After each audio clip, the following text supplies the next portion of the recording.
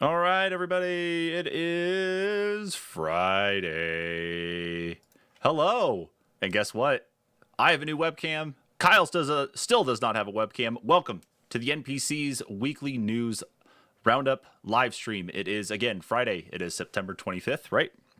It is. It is September 25th, 2020. I think so. I really hope so, Kyle. And of course, as always, as you can hear him, you can't see him, but he's there with us in voice and in spirit. It's Kyle. I think what I need to do is on the couch back here, I think I need to actually get like your face printed out and then put like on one of those pillows or something. So that way it looks like you're back there. And then, if you say something wrong, I can just mute you really quick and just throw something Yeah. at you. It's perfect. It, Just put another pillow on and put an Overwatch jacket on it, and it works perfect. See, we've definitely found out a way to take care of it, especially in the midst of the global pandemic. So, this week, not only did we have the Xbox Series X and Series S pre-order and the debacle that went with it, we have a surprise new company that's starting up from a industry bigwig. We've also got some apology stuff from Sony they're going around and doing. We've got a new entrant into the cloud gaming platform as well, and a couple other things to talk about too. So I'm going to roll that intro. We're going to go ahead and get things started.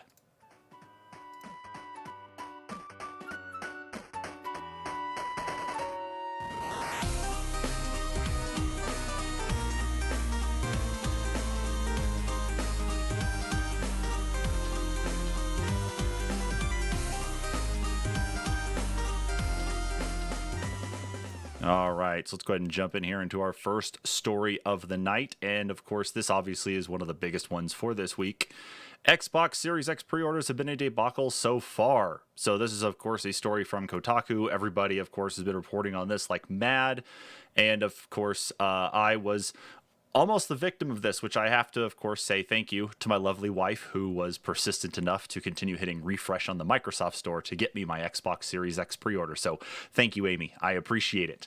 But moving on, of course, into the article here on the pre orders, Microsoft could not escape any of the chaos that even Sony ended up running into, even though most of that was definitely not Sony's fault. But despite advance notice, a set time and links set up for all of the or retailers, realtors selling property, who would be selling the Xbox Series X and Series S today, trying to pre-order Microsoft's next-gen console has been a massive headache.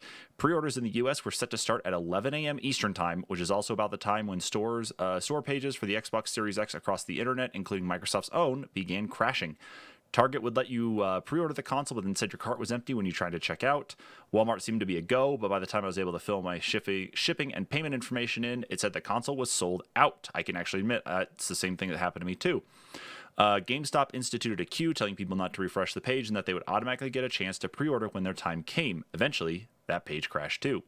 Just an example of the page there. Microsoft announced today a specific pre-order time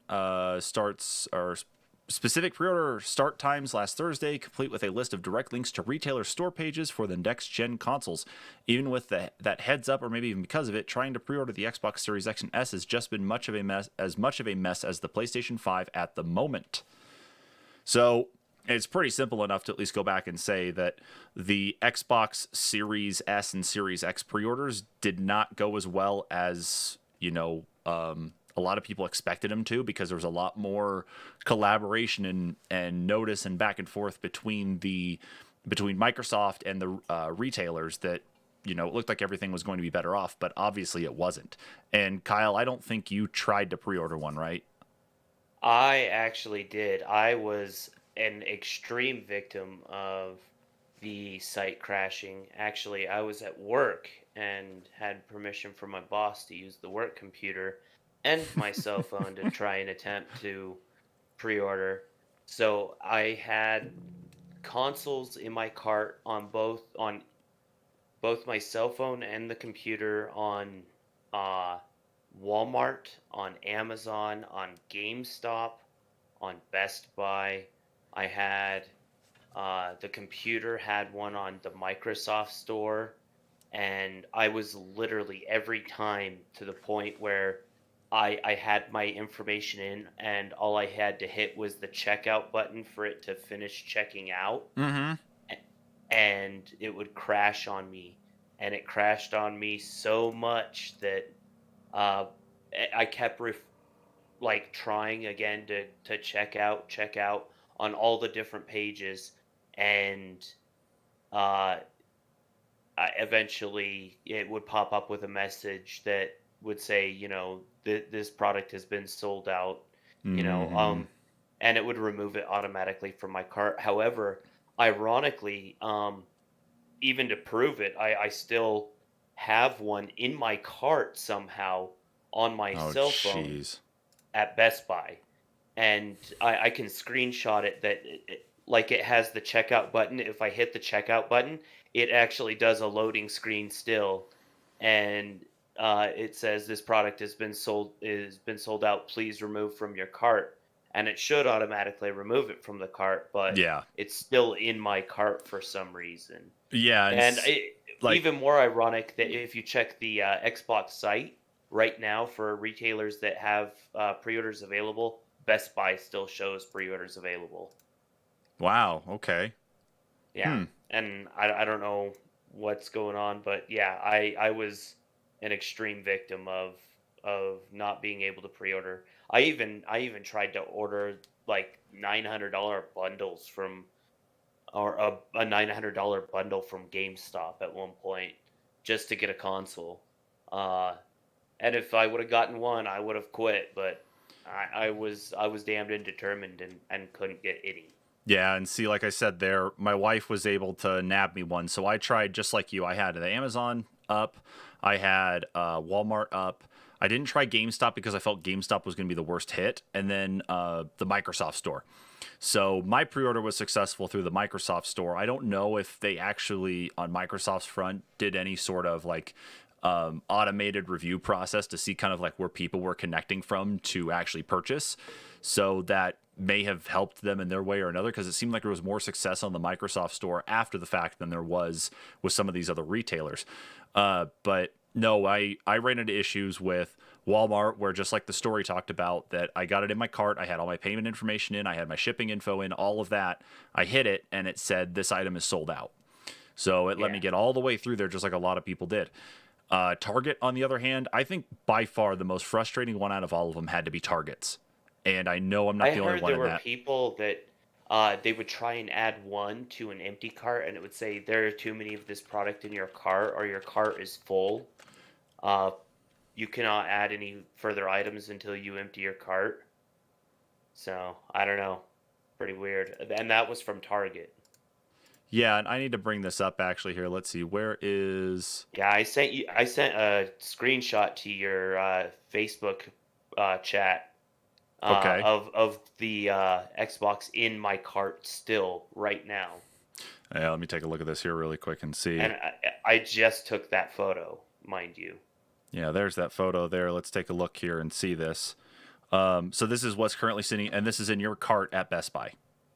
Yeah, All right. So and instead of bringing up Facebook and showing off anything else like that, I'll just be that lame ass here, putting my phone right up to the camera so that you can see Kyle's screenshot here of his sitting pre-order in his cart at Best Buy, which is just crazy. But it wasn't, obviously, of course, with a new console generation, all of the people who are known to be known in the gaming world, of course, ran into their problems too. So actually, have you ever read Penny Arcade? You ever a fan of the Penny Arcade series? a long time ago I used to read them. All right, so Gabe from, and I'm going to go ahead and actually shrink my camera down here. I think actually, I'll just remove it.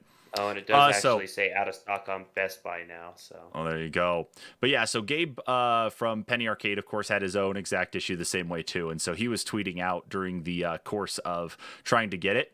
So he went ahead and created one of the weekly comics talking about it. So it's like you're here bright and early. Gabe goes on, I wasn't able to buy something else I wanted, so I'm buying this to fill the hole. It's like, well, here you go, one Xbox Series X. You're ready to check out. Gets to the checkout line. Cart's empty, bruh. No, I had an Xbox in it, bruh. Whoa, I can't give you another Xbox. I just want the one Xbox you gave me. Well, they're sold out. His frustrations could at least be explained on a couple different panels there for sure. So, yeah. yeah. Um, anyway, though, yeah, just a Another thing funny little thing there with him. Another thing I was actually hearing too is Xbox One X's sales skyrocketed on Amazon because of this something like a 730 or 700 some percent Mm-hmm. like crazy because And of people mistakenly buying the the One X, the yeah. yeah, the One X Yeah, so and that's or actually part of the whole pre-order story. So I got that article up here right now too. yeah. So from The Verge, yeah, talking about it, looks like a bunch of soon-to-be disappointed people accidentally bought Xbox One X's. And so yeah, someone here on Twitter actually even screenshot it saying Xbox One X sales rank is up 747% on Amazon. Wonder how many people bought an Xbox One X instead of an Xbox Series X. So that's just funny though that people went ahead and did that. And bought stuff. But it says, yeah, this separately, a funny and interesting potential explanation for the Xbox One into ranking so highly on Amazon. But yeah, it's just, it is funny though that that's just what ended up happening. That people were not going like in the heat of the moment to actually move as fast as you can to actually get one of these consoles.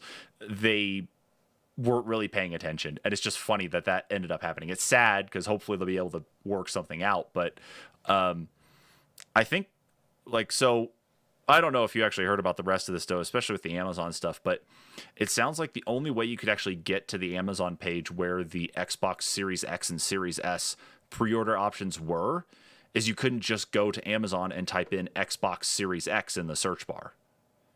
You actually had to go through some roundabout means of actually being able to get the Series X and Series S pre-orders. It was bizarre. It was like it was almost intentionally hidden, and I don't know if that was maybe a attempt by Amazon to maybe try to block some of the scalpers, some of the bots that were trying to get in there and buy them up quick, or something else. But damn. Yeah. So okay, so I got a Series X. You still don't have one. Preston sounds like he said he was going to wait. Brandon actually talking to me the other day. He asked me about my luck, and he ended up actually getting one through Walmart. So he has a whole confirmed order and everything too. Oh wow. Yeah, so he was able to luck out. But what's the interesting question though, Kyle, is what does eBay look like for confirmed Xbox One pre-orders now? Because we looked at this last week, or Xbox not One, Xbox Series X. See, I just did it too.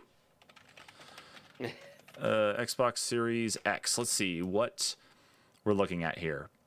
Brand new listing Xbox Series X pre-order confirmed for $765. One here order confirmed for $849. And the list just goes down and farther through everything else. But there's also the other thing to consider. Like Microsoft has stated that there's going to be more consoles to come out, like at least on release day, and to keep your ears out, to retailers, in case there are any other announcements. So there's probably going to be more pre-orders available. They just won't be day one pre-orders, I would Mm-hmm. imagine. Um, Probably. the other thing to consider, um, is we just had the PlayStation pre-orders, what earlier today, right? Or was that, yeah, earlier today, through GameStop. So I mean, we're gonna see more pre-orders and more consoles available, um, before they're actually released. I think they're gonna have plenty of consoles on release. People don't need to worry. Well, so It's one of gonna be a hot commodity, but it's not mm-hmm. gonna be that hot of a commodity. Well, it sounds like there's been no talk yet about expanding on the pre-order base for Xbox Series X and Series S. It sounds like that this may have been the one shot to get in there and get it pre-ordered, so your name was there, but it doesn't sound like there's going to be more pre-orders after this. It sounds like what they're doing is holding on to a lot of the stock and waiting until they're actually at game time and selling them on November 10th.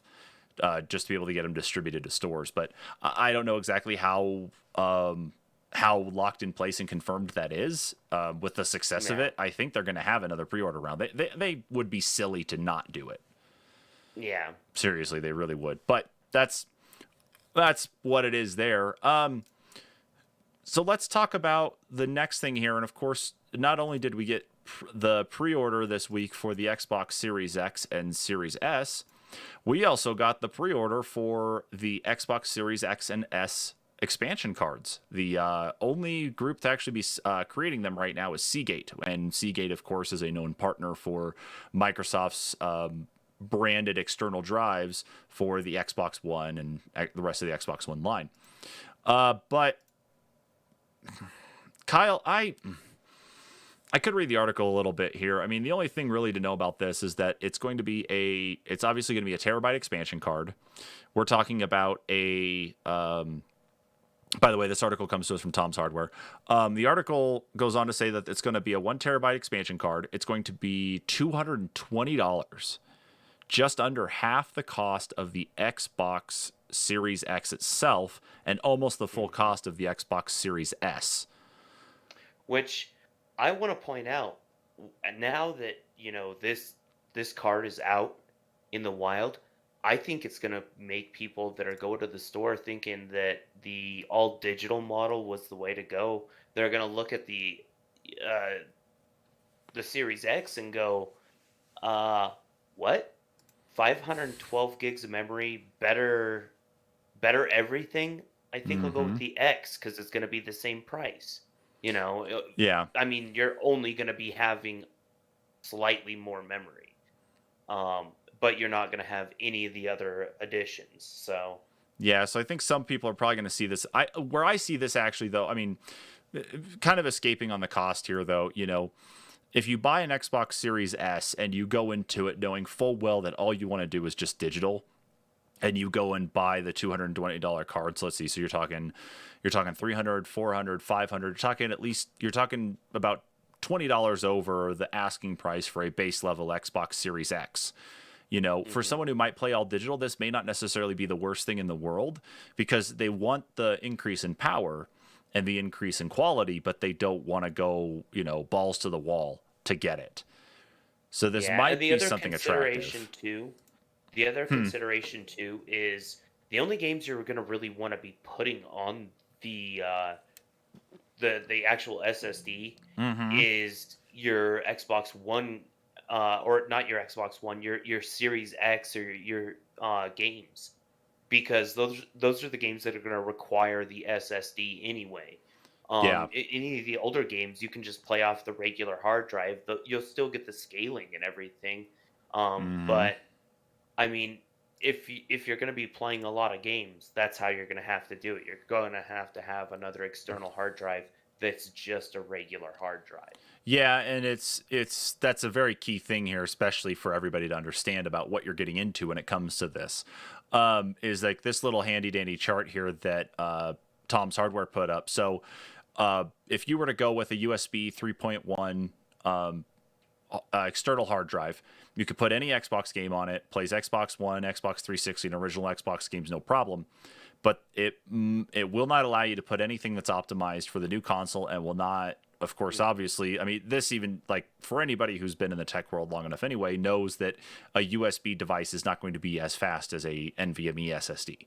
That's just as clear as day. That's always that case.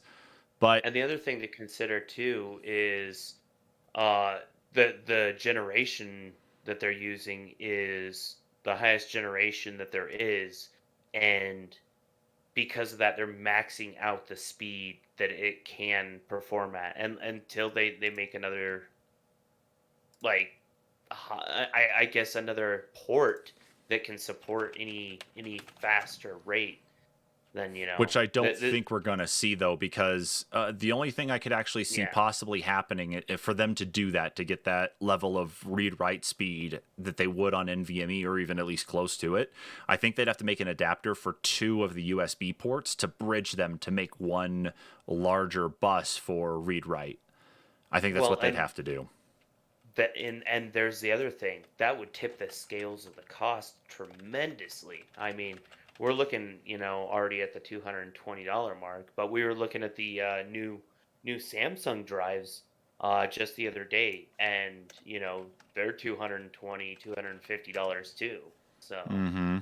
Yeah, and I'm trying to see if I can actually find it here. I'm on Newegg right now because we were talking about this previously. off air when we were kind of getting ready for the news anyway too. Yeah. I'm trying to find it now, just Googling around. But there are M.2 SSDs that are smaller in size. You know, they're not the biggest thing in the world either.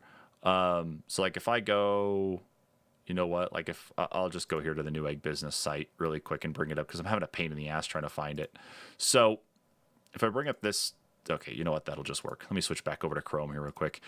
So if we take a look here at this image here from Newegg Business of these three Western Digital, these are 256 gig, M.2, 2242 key, PCI 3.0, internal solid state drives. So you got the three different types here, of course, to actually choose from. The one here in the center, obviously, of course, is your standard size M.2 solid state drive. I have one of these in my computer. In the center, and of course, this smaller one here, this is mostly what you see more so in, like there are slots to actually fit these, or little, the actual screw holes to be able to fit and mount these into place for a desktop computer, but more likely than not, because of the small form factor, you usually see these in your, you see these more in like your laptops, your ultrabooks and whatnot. But what I'm almost wondering, and this is what we were talking though about, Kyle, See, I'm wondering if one thing to consider though too Hmm. is the drives that you have pulled up. Those are Gen 3. They are Gen 3. The ones that we'll be using in the new console are Gen 4. So that's where some of the cost is coming from. Let's see. I'm not arguing with you because I'm not going to say you're wrong or anything like that. I just want to actually take a look at what you're saying here, because if it is PCI Gen 4, then obviously, of course, yeah, that's definitely a big one for sure. That's what I had heard anyway. Mm-hmm. I'm taking a look here at this real quick. So here's this article from The Verge talking a little bit more about it, kind of showing its actual size next to like a regular SD card. Let's see. Doesn't make any mention I can immediately see about the card itself saying it's saying anything else about it being such. I mean, I'm not going to argue with you and say that it's not. Maybe we won't know for sure until we actually hear more from Microsoft on it. Mm-hmm. Yeah, so I'm looking at I actually got Seagate's site up here right now, so this should have it. I mean, you think the vendor of this should have it. But yeah, so they are, let's see, it's 1 terabyte of capacity, seamless integration in the Xbox Velocity architecture, virtually no lag. So it doesn't actually say, oh, it is, yeah, okay, so it is custom PCIe Gen 4 times 2 NVMe. So it's a custom made NVMe, but that doesn't necessarily mean that you can't find one of those half stick NVMe SSDs. And yeah, so Sean commented on here saying Samsung just announced the 90 Pro Gen 4. Yeah, Kyle and I had actually talked about that separately, kind of looking at costs on that though too. But yeah, that's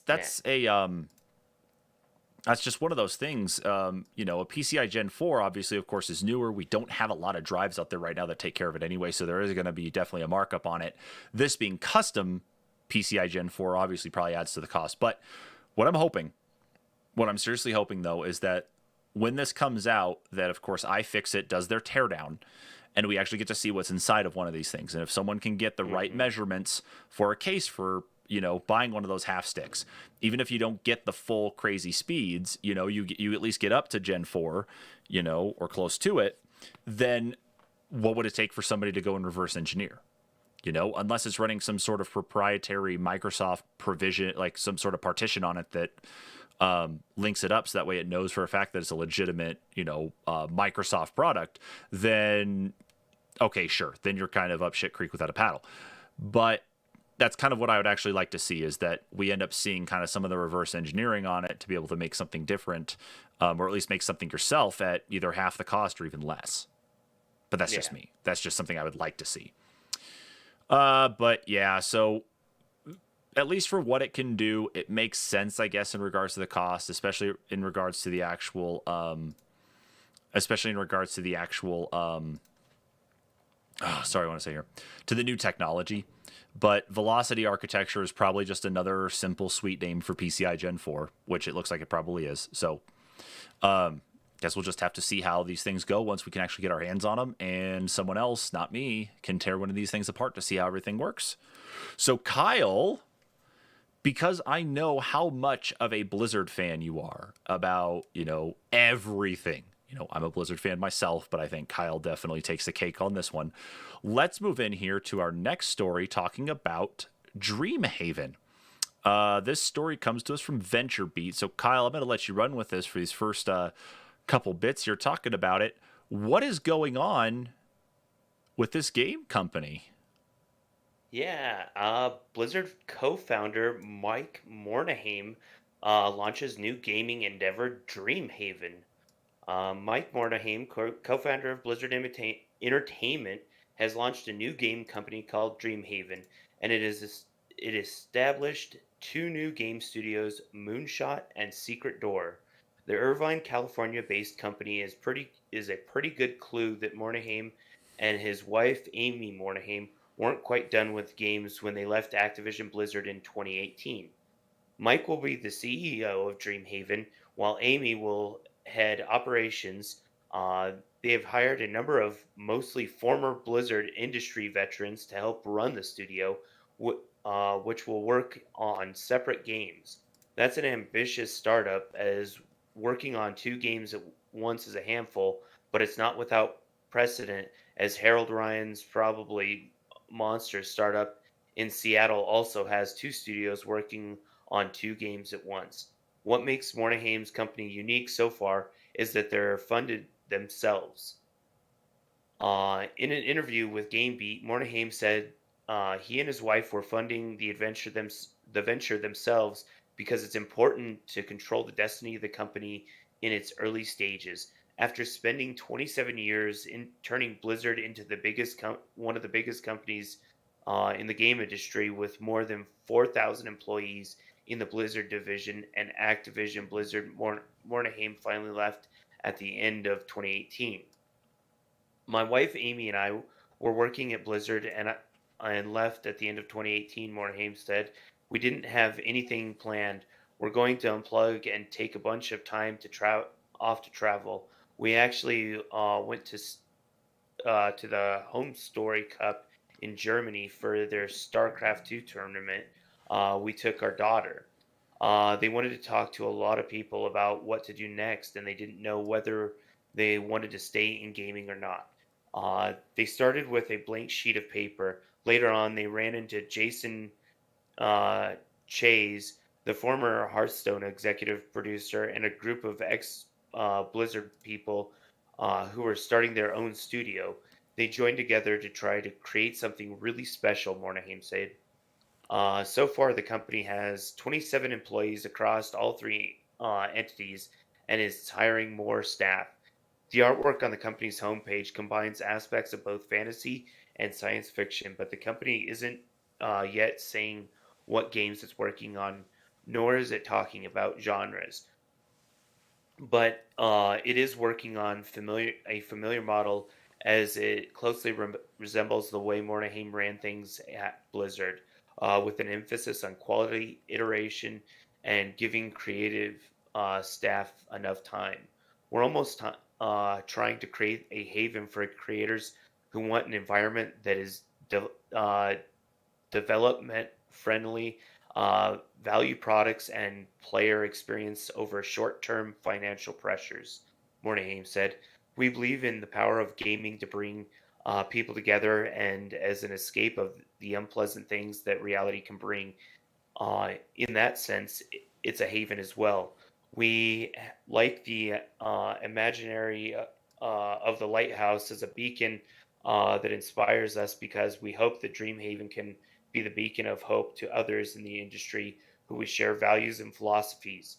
There is a better way of approaching business and game creation that can work and be suitable and be a lot of fun and yield positive results." Hmm. The parent company's role is to provide guidance and funding, as well as a central service that each studio will need, such as communication and human resources. but each studio will make its own decision about how to make the best games. Mornheim said. The founders have equity in the parent company. They can make the games they are passionate about, Mornheim said. They're in control of their destinies and hopefully feel like they have the best of both worlds, the entrepreneurial spirit, the stability of resources that often only larger companies can provide. Well, then, Um, so yeah, so interesting enough, though, at least with all of that, that we now have a new studio, and that Mike Morhaime, that he left Blizzard after so long. Announced his retirement. Definitely left a big hole in the Blizzard community itself. Not necessarily just the workers as well too, but I wonder if a lot of this, like, while he was kind of asking around and talking about stuff like with those ex-employees and hearing about this, I wonder if he realized that it gave him kind of a chance to revitalize what Blizzard used to be back in the days before Activision existed. The yeah. Activision Blizzard The conglomerate magic that existed. he had initially sought out to create. And that's one of those things, though, too, is that it's like it was kind of a surprise to hear that he was actually going back and doing anything in the first place. It sounded like he was done when he announced everything, but I mean, even a great creator can't just sit idly by and just not do anything. So for him to be at least financing and running this while letting those who previously worked under him anyway kind of come back to their roots to do what they can to make a game, and deliver on that quality that we've all known and love, we might actually have ourselves some pretty neat stuff coming from these guys. I'm just Yeah. I'm just almost concerned, though, that Blizzard may end up coming after them, though, more so because of like likenesses of characters in that, because you can only separate an artist so far. Anybody that works in concept art, anybody that's actually working in the design and such, will do their best to try to go ahead and add in the variety and shake things up. But I would think that if you're working on like a game series for so long, especially like with how long Warcraft has been going on, with how long Starcraft's been going on, with how long Diablo's been going on, they each have their own flavor. But I just wonder if we're going to run into some of that with these new companies too. I would imagine you'll see nuances occasionally of their previous work, but maybe because they've gone on to create something new, that maybe it'll just be nuances and nothing more. Mm-hmm.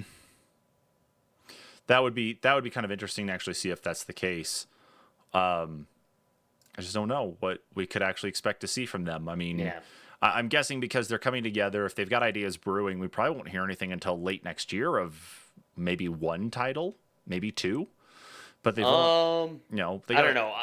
If depends. anything, I would announce that they would probably hear that they're working on a title next year. We probably won't actually see anything about the title, I would say, till 2022. Mm-hmm.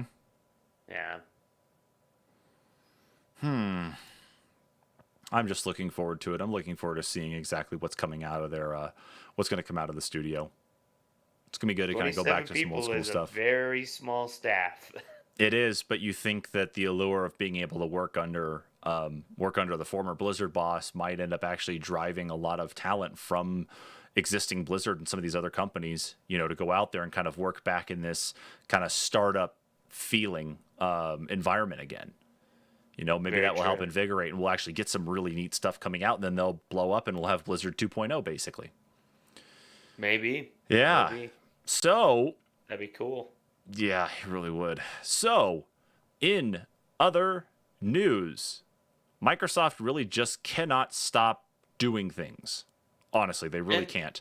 I know it's I funny want to to say. say, I think this next one is possibly part of the reason there was such a huge kerfluffle over the Xbox, because it happened just the prior day.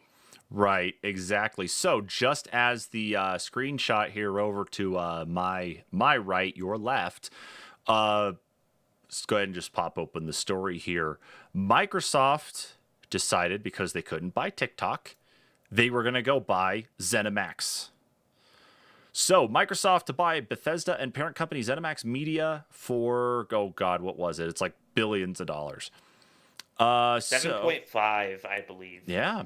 So Xbox has announced that it plans to acquire ZeniMax Media, and with it, Bethesda Softworks, creator and publishers of The Elder Scrolls, Fallout, Wolfenstein, Doom, Dishonored, Quake, Starfield, and more. Announced by the head of Xbox, Phil Spencer, in an Xbox Wire post today, Microsoft will acquire ZeniMax Media for $7.5 billion. Bring my camera back up here. 7.5 billion, 3 times the 2.5 billion it paid for Mojang and Minecraft in 2014, and the formal purchase is expected to close in the second half of 2021. The deal includes ZeniMax Media as a whole, Bethesda Softworks, Bethesda Game Studios, id Software, ZeniMax Online Studios, Arcane, Machine Games, Tango Gameworks, AlphaDog, and Roundhouse Studios. In a blog post, I shouldn't talk anymore. I wonder if I can just do stuff in sign language instead. In a blog post, Bethesda SVP of Global Marketing Pete Hines said, "We're still working on the same games we were yesterday, made by the same studios we've worked with for years, and those games will be published by us. The move," Hines explains, "is because Microsoft's access to resources that will make us a better publisher and developer." So of course it goes along into talking about kind of the benefits, the pros in that of actually joining up with Microsoft. But here's the big update, though, that a lot of people are kind of curious about. So Bloomberg's Jason Schreier and Dina Bass report that Phil Spencer has said Microsoft will honor the PS5 exclusivity agreed for Deathloop and Ghostwire Tokyo, and future Bethesda games will appear on Xbox, PC, and other consoles on a case-by-case basis. So what that means then, Kyle, is that means at least that those few PlayStation 5 exclusives that we're already aware of, and unless there's, some other contracts for things that haven't been fully announced yet, there at least will still be a couple Bethesda games coming to PlayStation 5, but then after that, it looks like it's going to be Xbox and PC exclusives, dude. Yeah, yeah. And of course, the one thing I've heard from a lot of people are saying they want a Fallout New Vegas 2. Because you think about it, Microsoft owns Obsidian now. So I think there is so much to be had with this. I first off, I want to say that I feel like, just on a personal level, this is almost like Microsoft going, "Fine, Sony, you don't want to work with us, you don't want to do cross-platform. Screw you. We're just gonna buy everything that's good." Yeah, because I think like So Microsoft is still now not they been on the have best to side. work But yeah. together. Oh yeah, Um, they really do. That's the big key thing out of that is they have to. yeah. So now not only that, other companies are going to have to pay Microsoft more money for IPs. Mm-hmm. But yeah, ultimately it comes down to, uh, now Microsoft has more companies that has to work with them if they want the games on their system. The other thing too that's cool too is that means Bethesda titles are basically going to hit Game Pass day one. Mm-hmm. Anytime a Bethesda title comes out that's cross-platform or first party, it's going to be day one Game Pass that you'll be able to play it. Um, so that's really super cool. And we're already going to see evidence of that. They did already make an announcement that, as of October 1st, Doom Eternal is going to launch on Game Pass on PC. Well, it'll be PC later on this year, Excited for from that. what I understand, Mm-hmm. and October 1st for console, which is really cool for anyone who hasn't already picked it up. And maybe even more reason for people to go, shit, maybe I should hop on this Game Pass bandwagon and get the Xbox, which may Mm-hmm. have caused that day one traffic, like I said. Yeah.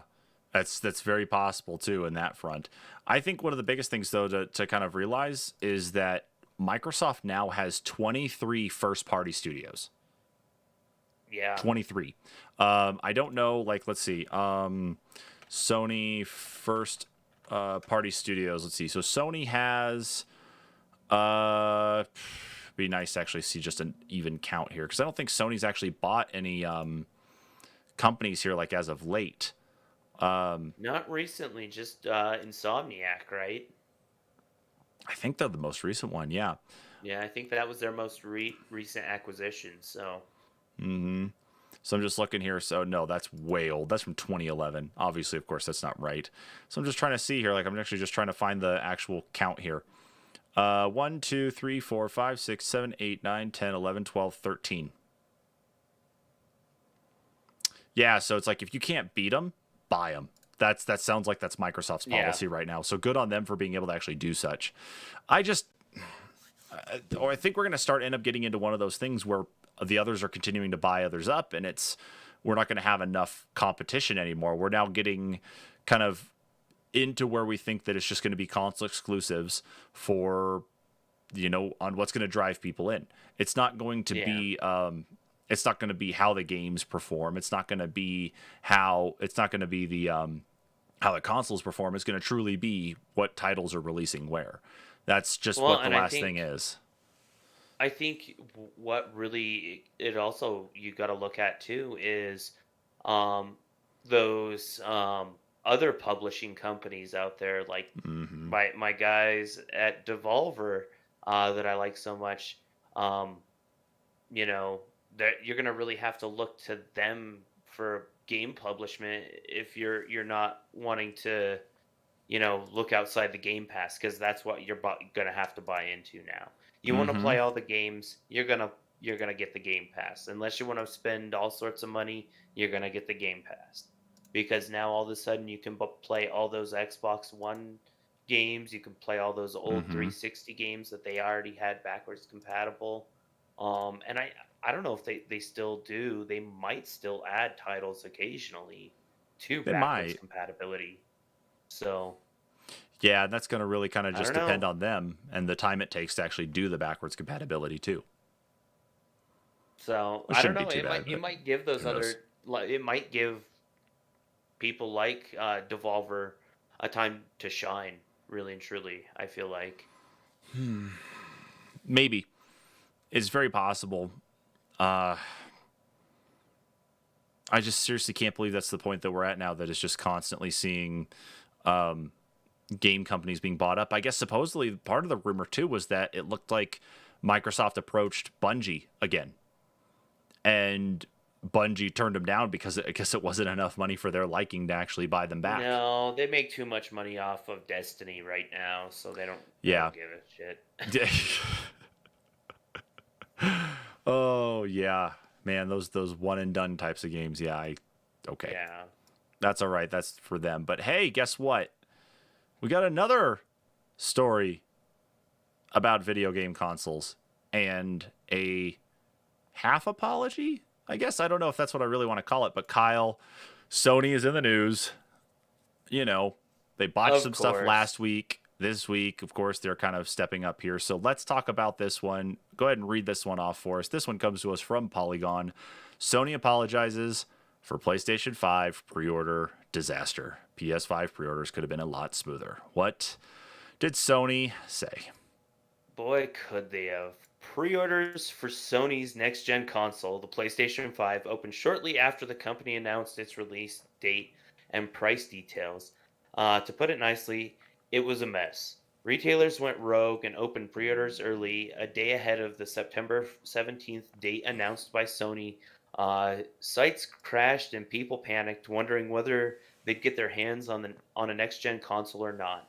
As it turns out, Sony has recognized the error of its ways.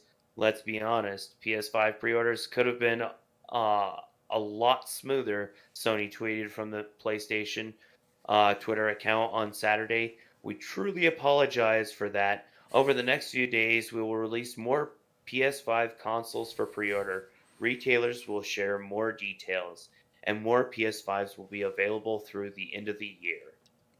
Um, and then, of course, they've got a picture of the tweet on the article, but specific details on future pre-order windows are still unclear. To add more chaos to the pre-order mess, Amazon reported on Friday that people who did secure pre-orders might still see delays in getting their consoles. The company emailed pre-order customers and warned them they may not receive this item on the day it's released due to high demand. It continued. We'll fight. We'll make every effort to get the item to you as soon as possible once released. Sony's next gen competitor, Microsoft, is opening pre-orders for Microsoft Xbox Series X. Of course, they did earlier this week. Mm-hmm. The company appeared to be more confident, but not really, Womp womp. in its pre-orders. So, Yeah, so it's like it's kind of a half apology from Sony that it's like they're like PS5 pre-orders could have been a lot smoother. It's like you would think, especially for a lot of stuff going on, and I'm going to tell you this right now. Like, first off, I'm pissed off because of this being a half apology. I didn't get a better thumbnail for myself here. You know, the BP executive from South Park, the "We're sorry." I really should have yeah. gone and grabbed that and put some stuff on there to go ahead and have some fun with. But damn it. So anyway, uh, I don't Sony know. I feel like Sony should have done Sony better on this. had they had the bad communication and Microsoft had the poor execution.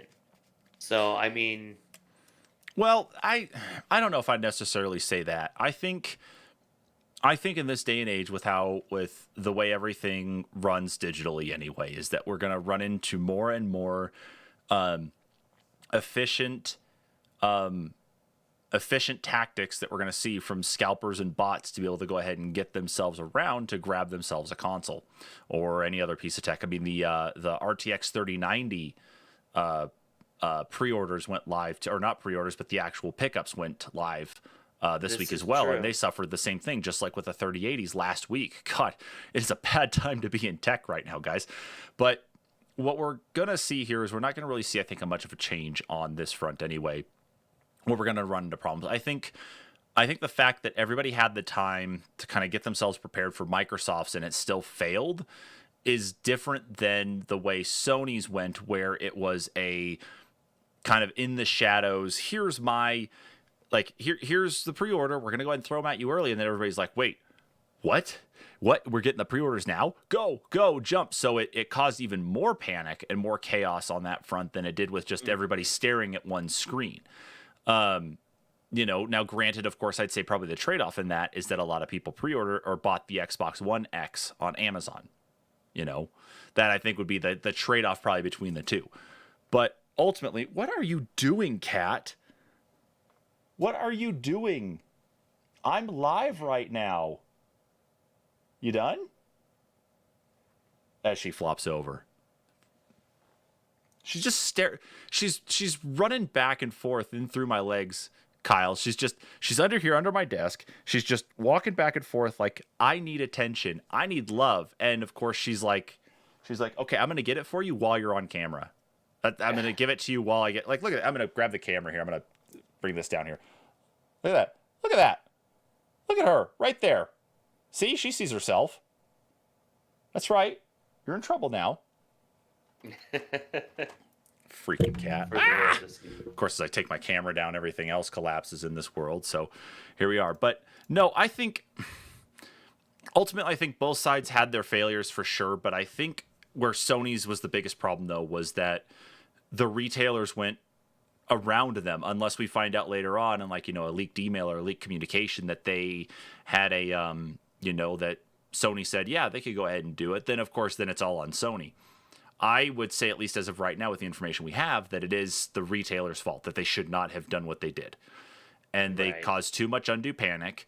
And I think, like, I don't know exactly how many consoles we're actually going to see being connected up and put to use day one because of all the chaos with pre orders and, like, whatever stock we're actually going to see in the stores in the first place, either. So it's going to be interesting to see kind of like where things go with this next. You know, Well, and I think because of the chaos with online ordering, right? maybe possibly one of the best ways you're gonna get a console is the next time you need a uh, pack of undershirts or some milk at Walmart. That you're just gonna have to walk through the electronics section and after the release, and if you spot one, pick it up. Well, I wonder if That because of might it, be a good way to get them at I this wonder if it point. because of being more of a new console than it was back in March when the pandemic lockdowns first started and people needed other stuff to do at home.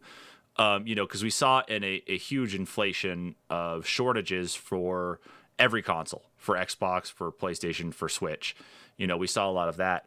I just don't know if we're gonna I don't know if we're even going to see anything that isn't going to be similar to what happened then. Like, you're going to walk down those aisles, and the only thing you're going to see are previous gen consoles. I don't think you're going to see a lot of the new stuff out there. And when you do see something new, it's going to disappear quick. If you even see it in the first place. I just don't. Possibility. I just don't think we're going to be seeing. I don't think we're actually be seeing these large inventories. I think for everybody who gets their pre-order, they're going to be there, and then I think they're going to have like 10 or 15 extra on hand for your big box retailers, for Target. For Target, for Walmart, for Best Buy will probably have more because of course they're tech focused. Yeah. GameStops, I think, should technically have the same, if not more, but I think they're actually going to end up being hurt harder, like on that for actual quantities available. But See, and I feel like I don't know. store quantities might be a little bit larger than what we're used to. Mm-hmm. Maybe because of the chaos and the fact that they did have to apologize, and then what we're seeing happen on eBay. This is the worst it's ever been for a console launch on eBay. Was it? I was going to say it wasn't this way. It wasn't this way for the PlayStation 4 and Xbox One, was it? I don't believe so. Not that I remember. It wasn't this way for the Wii. Uh, it was almost this bad for the Switch, if I remember. But uh, this is pretty bad this go around. Yeah. People have kind of got a system figured out for it, and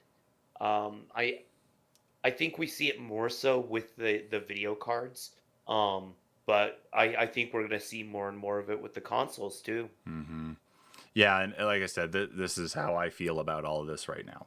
This is how I truly feel about their apology right now. But let's just see, I guess, kind of what comes of it then down the line, of course. But I'll tell you, even though I snagged my pre-order, I think I'm going to go ahead and I'm going to take the time off of work. Because based on what I was talking with a coworker of mine who actually bought the Xbox One X brand new through Microsoft. Microsoft will have it like when the Xbox One X launched, he had it on his doorstep the day of launch, which means I should expect my Series X the same way, which is cool. Walmart had a 2-day turnaround time from just after launch day and so on. So I'll probably end up taking that day off and the next day off, though, too. So that way it's like, I can go and check out the lines to see how things go. So like you, Preston, and I can go to Walmart or to GameStop or to Target or wherever to go get a Series X and PlayStation 5 just to see how, while you guys get them, I'll just hang out with you and just see how things go. Mm-hmm. But no, I think that's the one thing I'm going to kind of enjoy is being able to go stand in line again because it's one of those things I miss from back in the day, especially when you guys worked at GameStop. Those were the fun days. Oh, yeah. Yeah. So working the launches was a lot of fun. I don't know. I seeing the people outside because I actually drove by Target last night when they were doing the after they made the announcements that GameStop was going to be doing a small pre-release or pre-order window today, and there were already people camped out after GameStop closed at 8 o'clock or 7 o'clock. I drove past at 11 o'clock and there were 4 people camped out, and then I guess when my manager drove past in the morning at 7, there were already like 11 or 12 people waiting at the GameStop next to Target. So yeah, and those were the those are the days.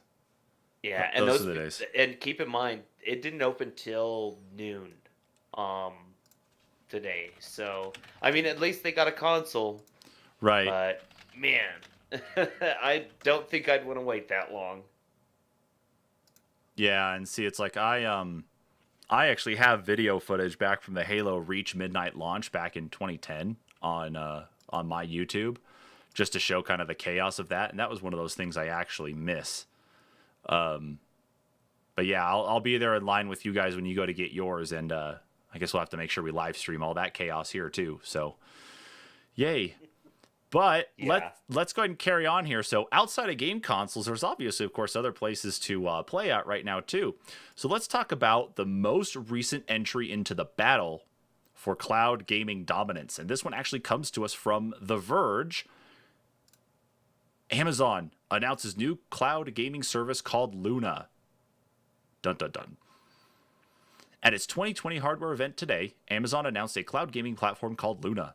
The news isn't too surprising. The service has been rumored since last year, previously codenamed Tempo, while an Amazon-made game controller leaked out just ahead of today's event. It is not clear when Luna will launch widely, but it will initially be available on PC, Mac, Fire TV, and iPhone, iPad via web apps, with an Android version planned for after launch. Amazon says that interested users in the US can request early access to the service starting today. There's no word on international availability. The service will be available for an introductory price of $5.99 a month during its early access phase, which gives subscribers the ability to play Luna Plus channel games across 2 devices simultaneously and offer 4K, 60 frames per second resolution for select titles. Naturally, it will be powered by AWS, Amazon's ubiquitous web platform. Amazon says more than 100 games will be available via the Luna Plus channel, and launch titles include Resident Evil 7, Control, Panzer Dragoon, A Plague Tale Innocence, The Surge 2, Yooka-Laylee, Grid, Abzu, and Brothers, A Tale of Two Sons. Amazon says more titles will be added over time. The company has also partnered with Ubisoft for a specific gaming channel. I'm not going to go ahead and get into the channel part there itself anyway, just because it's Ubisoft partnership. So just as it even says they're going to just see games, it says Assassin's Creed Valhalla, Far Cry 6, Immortals Phoenix Rising, got a couple other things coming down there too. The big part about this, though, of course, for any of you who are watching us on Twitch, Luna will also feature Twitch integration. Inside the Luna experience, players will see Twitch streams for games in the service, and from Twitch, they'll be able to instantly start playing Luna games. Amazon says, games can be played either with a mouse or keyboard or a Bluetooth controller. To go along with this, Amazon also announced its own Alexa-enabled Luna controller, which will cost $50 during the early access period. The controller works and connects directly to the cloud to effortlessly control your game, featuring a multiple antenna design that provides or prioritizes uninterrupted Wi-Fi for lower latency gaming. In fact, our testing shows a reduction in round-trip latency when playing Luna controller with Cloud Direct versus Luna controller via Bluetooth, with reductions of between 17 to 30 milliseconds among PC, Fire TV, and Mac. Because the Luna controller connects directly to cloud servers, players can easily switch between screens, such as Fire TV to mobile phone, without additional pairing or configuration changes. Well, interesting. I just want to point out, because I had heard this earlier. Someone said this on YouTube. That's a Switch Pro controller with a purple circle on it. Yeah, it really is, isn't it? I'm going to go back here to the Chrome capture because that picture is definitely a lot bigger. I don't know if I necessarily see like a They said it Pro looked like controller? a lot like it, but to me it looks a lot like it, like a lot like it. I don't know if I just haven't looked at a Pro controller in a while. Well, so because I don't personally have one. Okay, hold on then. I'm going to get up. All right, Kat. No, I'm not going upstairs to feed you, okay? Okay, I'm not. Okay, you have to excuse the dust on it. I actually have not played anything with my Pro controller for a while. So, let's take a look at it here. Okay, so, in my hand right now, I'm going to go back to my Just camera, okay? So, in my hand right now, I got the Xbox One white controller here, okay? This thing is dead. I'm actually going to take it apart and shadow box it with something that I saw here on some sort of, I think, Reddit post or something that someone shadow boxes. Anyway, so there's the Xbox One controller in white, of course. And then here is the, again, apologies for the dust. Again, I haven't used this controller in a while. Here is the Nintendo Switch Pro controller. Kyle, I think you win. Yeah. I think you win. Looks a lot like it. Yeah. Yeah. I think this actually, like, almost, like, the funny part, though, like, if you actually look at it here. So, I'll put this back up here so you guys can see this. And I'll switch back over to the story here.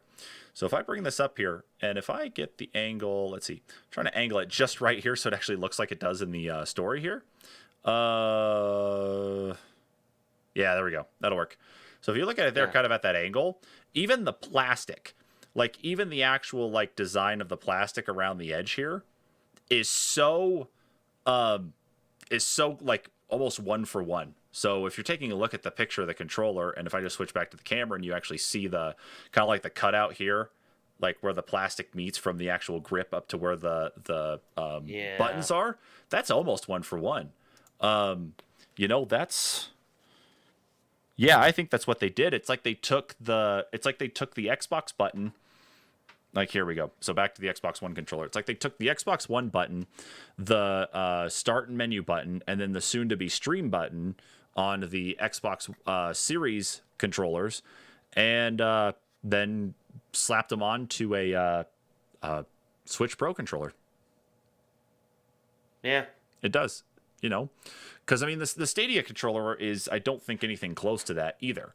The I'm pretty certain, excuse me, that the Stadia controller is, let's see. It's more like an Xbox controller. I think so. I think you're right. I just need to take a look at a picture of it.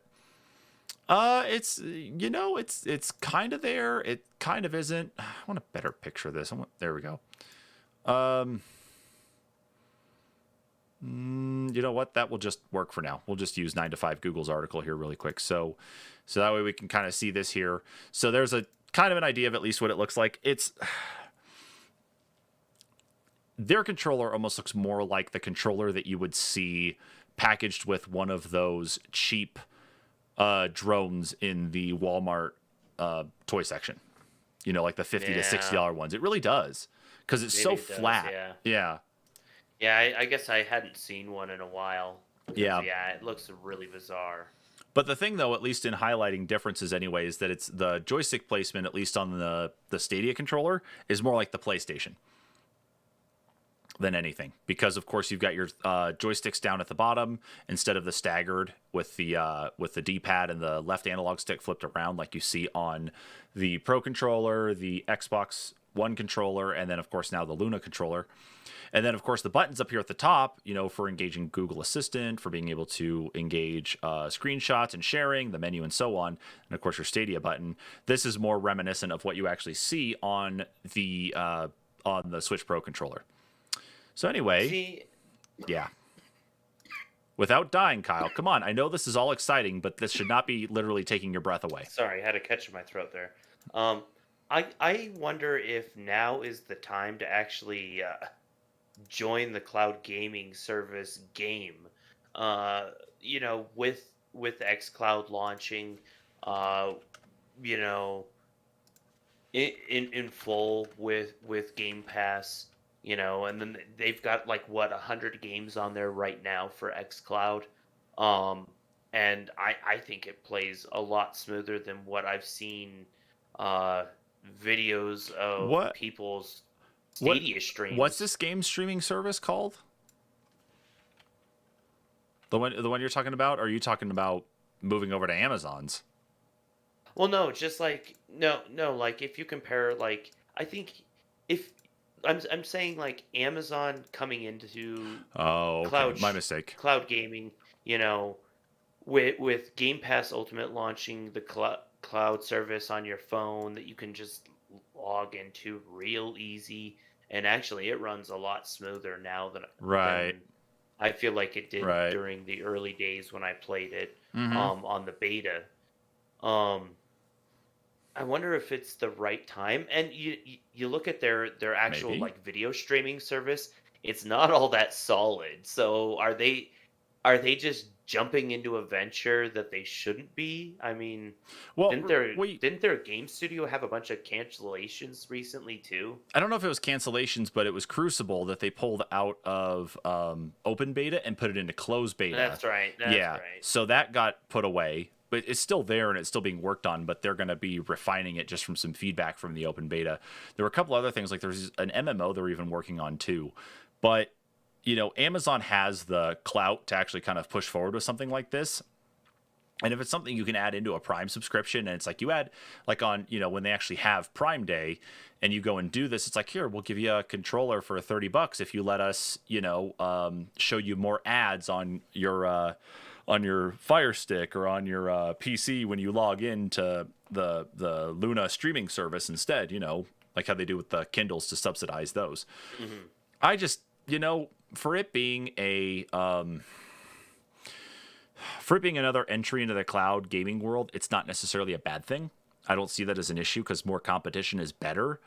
But right now, you've got Microsoft with their Project X Cloud or game streaming, if you just want to call it that. You've got PlayStation Now. You've got GeForce Now. You've got Stadia. You've got Luna coming down the line too. I'm sure there's others I'm missing. Is it too much? Is what I'm asking. Is it just You too know? much too many people entering into the market to Yeah. actually do Are they streaming? doing it too late? Is it just a moot point? You know, I don't think they're doing it too late. I I don't don't think know. that's the right thing to look at with this. I don't think anybody's doing it too late. I think the problem is that they're not like I guess the other gaming is thing getting would to be, be gaming's getting to be cheaper is the thing do though you now. think this is going to be a cause for people to jump ship because of Twitch integration? Maybe. I mean, you think about it though, is that with Stadia, you have YouTube gaming integration. And with Yeah. Microsoft, you don't have anything anymore because Mixer's dead. Mixer's been gone now for over a month, or actually almost 2 months. So, Yeah. they don't really have anything other than supposedly stuff with Facebook gaming. But that's it. I mean, having these integrations, it's like that's what you're going to have to kind of come to expect with these companies because they have that type of stuff already behind them anyway. So I don't know what to expect of this. I think more competition is better, but for it to actually be successful, you really need a market to use it on, and I don't think the market is really there yet.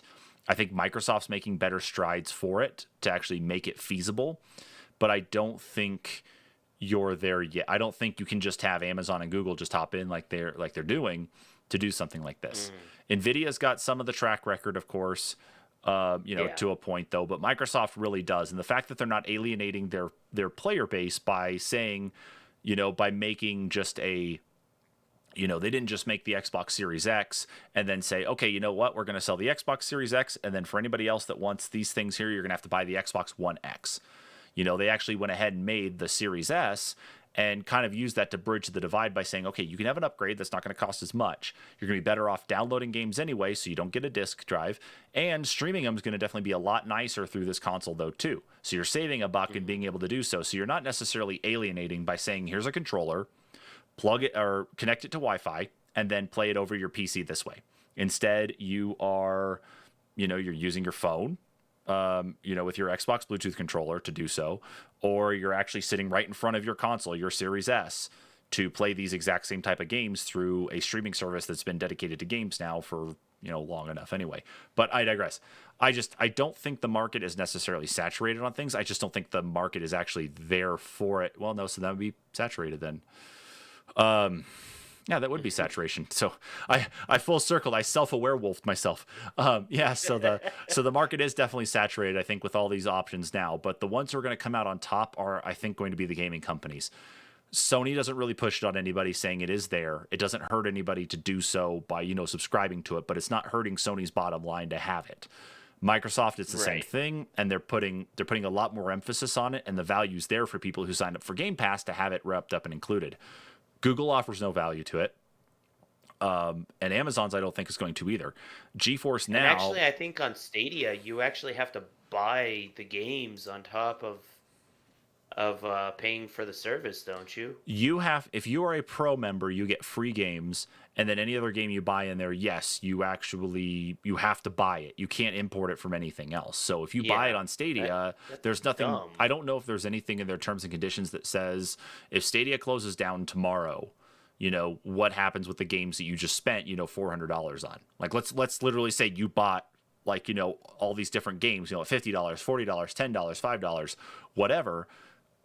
What happens if the service closes down? How do you get that value back?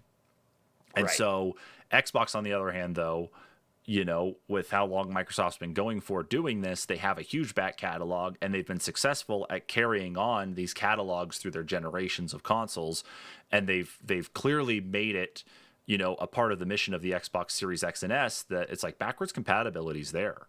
You're going to be able to play this stuff, and you're going to be able to use your existing accessories from your Xbox One to be able to play these games again too. Those Xbox One games you love so much, not a problem. You could play them. easy enough. As long as you have as long as you have the Series X with the disc drive in it, then you're going to be okay for being able to play them on the Series X.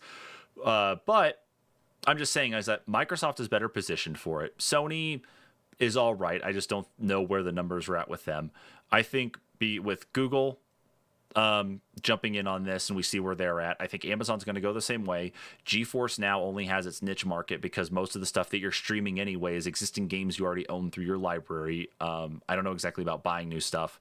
And then that's it. I'm sure there's other streaming stuff. I'm not going to talk about Steam Link, but because that's just using your Steam account to basically stream your computer to your phone or whatever to play games that you already have and you have installed.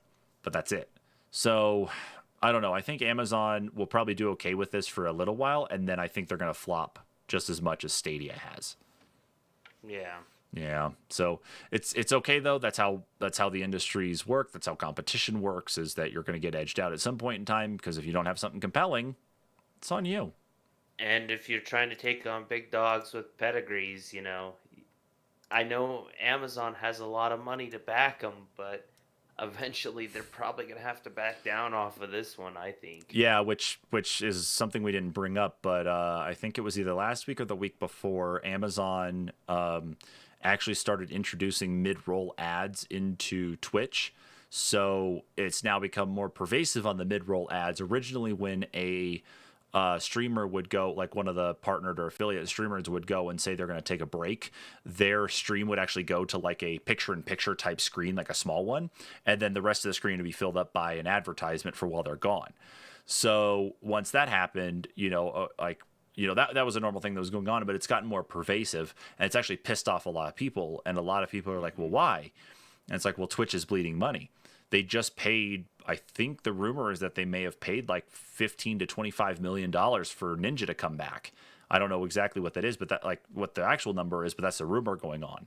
And because of that large amount they had to do to try to drive traffic in, it's like, okay, well, how are we going to make that up? Here's the advertisements. So so this could be just another thing. And who knows? Maybe Amazon will be successful because AWS is maybe more spread out and more built to handle these things than Google's environment is. But I don't know. It's not something I'm going to buy into.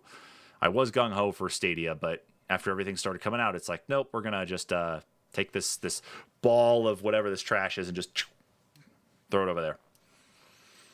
Yeah. Anyway, that's enough for me on that one. Kyle, wrap us up for the evening and talk about this very interesting one that, thank God I don't play this game anymore because this would probably piss me off with as far as I get. But and I've never played it, actually.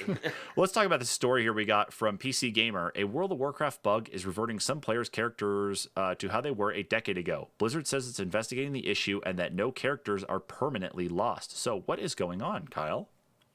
Many World of Warcraft players on Kandgar server are experiencing an odd and terrifying glitch that is de-leveling their characters from 120 around level 185, the level cap when Cataclysm was released in 2010. Some are even finding clones of their characters sporting the exact armor and weapons they wore during the era, while others are logging in to find characters are missing entirely. Fortunately, Blizzard is investigating the cause and has already confirmed that no characters have been permanently deleted. Reports of the issue first started popping up on the WoW forums subreddit late yesterday. In a video post today, YouTuber Mad Season Show said that nearly every one of the dozen characters had been altered or were missing. What's weird, Mad Season Show explains is that now he has a new level 81 Death Knight character called Bagina, Vagina. which Bagina, Yeah. okay. Well, which is actually just an old version of his level 110 Death Knight called Bad Season that he renamed a year ago. A warlock he had deleted around the same time is also back in his account as if nothing had ever happened. Mad Season also notes that many of his characters are in different locations than he left them. with some even belonging to players created that chat channels that he once belonged to in Cataclysm. Though Blizzard hasn't confirmed what exactly went wrong, it has acknowledged that the issue of the forums and says it is being investigated. The original higher level characters do not appear to be gone, so our teams are looking into what caused the issue, how to prevent it going forward, and how to return access to the higher level characters. A Blizzard customer support representative said. What seems likely, though, is that somehow a much older backup of the character data somehow got merged with the current version of the game. As many players have pointed out, Kandgar is currently undergoing a merger with another server that helped bolster its player population, which might explain the screw up. And discovery our characters are missing are suddenly looking a decade younger. Don't panic. Hopefully, it gets fixed soon. Though, so players can get back to the grind. Over on WoW subreddit, one player says that his guild is close to the first on being on Kandar to beat the latest raid on the highest difficulty, but had to delay future attempts because their main tank's character is missing. That's got to be frustrating. Oh my God. Yeah. Well, that's okay. Can So you imagine? that's Can you imagine? like, especially that. Yeah. It's funny to see, especially given the circumstances that, where we're at right now with how long World of Warcraft's been going on for and how many changes have gone through, player characters from day one all the It's way till now. it's crazy to think that you would have a character in a server for a full decade. That, yeah, especially, well, Yeah. it's all about like, where friends are at and how you guys all play though too is where it comes down to. But it's funny. It's just funny that that's what ended up happening. It sucks because it's like that's a time investment to get to where you were to see it either missing or something else. But the fact that it's up there, that it says like they were trying to merge these two realms together to increase the player base, it makes sense that some stuff would probably crosstalk. And my guess is probably what happened. So I'm gonna make it clear. So I'm a database administrator, and so of course I always like to look at this from the technical side of things. Here's what I think happened. Okay, stick with me on this, Kyle. All right, I just trust me. Okay. Hmm. I don't feel like the trust is really there though. I feel like you're rolling your eyes at me, getting ready to hit the end button on Discord. But anyway, I'll let you do your thing.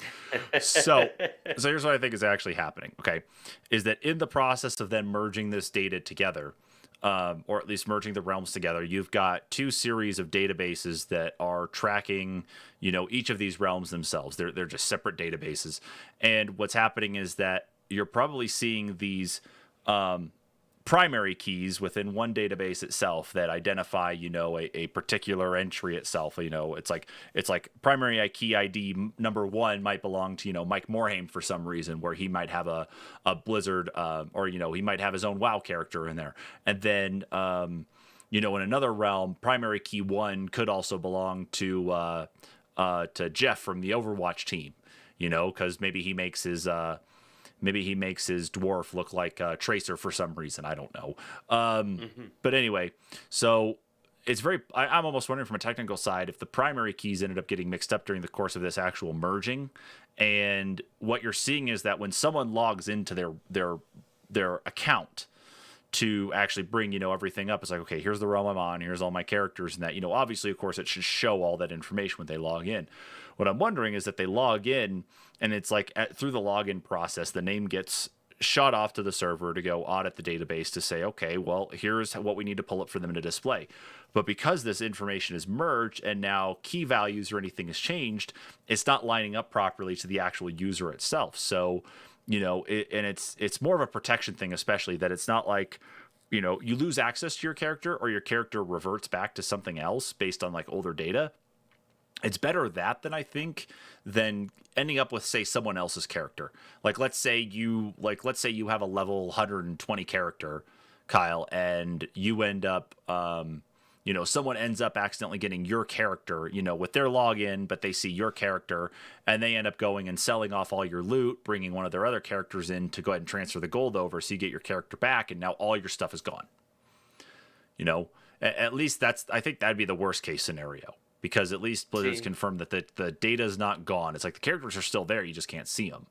That's just one of those things I got kind of curious about when we were talking about the story, and I was looking at it after you put it on the list. Was it just a simple database issue, or could it definitely be something worse? And I'm way over my head, and of course it's been that kind of well, week for no, me. and maybe it still could be another database issue. Maybe they in trying to do the integration, Mm-hmm. uh, they had the backup saves, and they also had their backup save of the current server, and in juggling, what they were testing Mm-hmm. for the new integration and their backup save, somehow they got jumbled in there an old backup. And I don't know, that's kind of pulling at That is straws, but not I mean that necessarily. would be a I total cock up. No, and But that's not necessarily wrong. I think Blizzard definitely has more than that. My real assumption on this, though, of course, if it was a database thing, that's what happens, and at least that's why backups exist, is to be able to at least right. recover and revert. I'm kind of curious, though, is you know what if it was more so in line with getting ready for the next expansion for, what is it, Shadowlands, I think is the next one, or Shadow Realm or Hmm. something. Yeah, no, Shadow Realm, that's Yu-Gi-Oh. What, like, normally they have it where you can usually, like I thought it was with World of Warcraft, you could revert your level cap back to a certain number, so that way it's like you're not playing at your top level, you're allowed to Ooh, kind of expand and improve on. So in the process of them getting ready for Shadowlands, they may have just flipped it on is for it everyone possible? by Is it accident. possible? Yeah, that it's like things didn't jive properly. So you've got one team who's working on the prep of this data on the server side to get ready for Shadowlands to release here soon, and you've also got these guys who are working on trying to do quality of life improvements to actual realm population, and just wires crossed. And things Yeah. got kicked off and things got weird, and so that's why it's like when they say, it's like, okay, we're going to integrate this, and this is going to have that level cap reversion, so you can go back to, say, level 85 to start off with, or level 100, wherever they want to put you, or you choose to be put. And then at the same time you had the merging of the data, and just stuff crossed like it shouldn't have. And that, I think, in any technological world, any sort of tech industry anyway, or any business itself that deals with tech like this, this is going to happen. So we could speculate on this all day. I don't know. I don't know anybody at Blizzard. Yeah. I can't really say anything for them on their part on how their environment works. But yeah. So yeah, But kind of funny. it is. Yeah, I feel really bad. I really feel bad for those guys, though. I do. Like, I really wish that there could have been something better for that. But hey, the Blizzard at least acknowledges it. They see that the data's there. It's just not visible to you. You'll get it fixed and get it back soon. Okay. Cool. Hopefully. Hope. Shit. Hopefully, yeah. I know they will. Yeah. Blizzard wouldn't bungle it up that bad, so at least hopefully not. I mean, I would hope they not did either. do Warcraft 3 Reforged, so Yeah, we're not going to talk about that one. The only thing we are going to talk about, though, is that's it for stories tonight, actually, guys. it is. There's definitely more out there, but it has been a really busy week. I think Microsoft really won this week again, though, too, given the fact of with the pre-order stuff going on. Of course, that all got bungled, though, anyway, like the PlayStation 5 one did. But of course, we got the announcement of them buying ZeniMax Media, and then of course everything underneath. So Bethesda and id are now first-party studios, which is kind of cool. But I guess we'll have to see what it does for the rest of the market. Anyway, with all of that said, Kyle, as always, it's a pleasure for you to be doing the news with me. This is probably one of the very exciting things, of course, about the podcast as well, though, too. So this is awesome. So thank you for joining me again, dude. Absolutely. And of course, thank you to our audience for tuning in and sticking with us as we go through this week's gaming news. Of course, if you like what you saw, please make sure that if you're on YouTube, you hit that subscribe button and that notification bell, so when we go live, you are made aware of when things are happening. That also lets you know when we upload videos. Preston recently did a once-over of Marvel Avengers on the PlayStation 4, so make sure to go check that out. If you're watching us on Facebook, make sure to hit that like button on Facebook, and make sure to hit that what is it, a follow button, I think is what it is now. Yeah, make sure to hit that there too, so that way you know, especially when our podcast stuff goes up. It's normally where we share things at, though, too. We share little memes, little jokes on there as well, and then let you know even when we're going live on Facebook too. So make sure to hit us up there. If you're watching us on Twitch, we only just got that working again, thanks of course to my Raspberry Pi, so that's at least not blowing up and dying over there. It's not on fire right now. So if you're there on Twitch, make sure to go ahead and hit that follow button there as well. We'll have a new podcast up this next week. This last week, which went live actually last night, we had our topic on top PlayStation 4 games. This coming week, we're going to be talking about top Xbox One games as a roundup of the 8th generation of consoles, because we are on the cusp, as we've been talking about, of the 9th generation with the Xbox Series X and S and the PlayStation 5 coming down the line. So please make sure to follow us there on anchor.fm/the-npcs-podcast. Links to all other podcast platforms that we're on as well, too. So you got a favorite one, you can always follow us on that. Again, everybody, thank you for sticking with us through this week's news. We will catch you all next week. Bye. Later.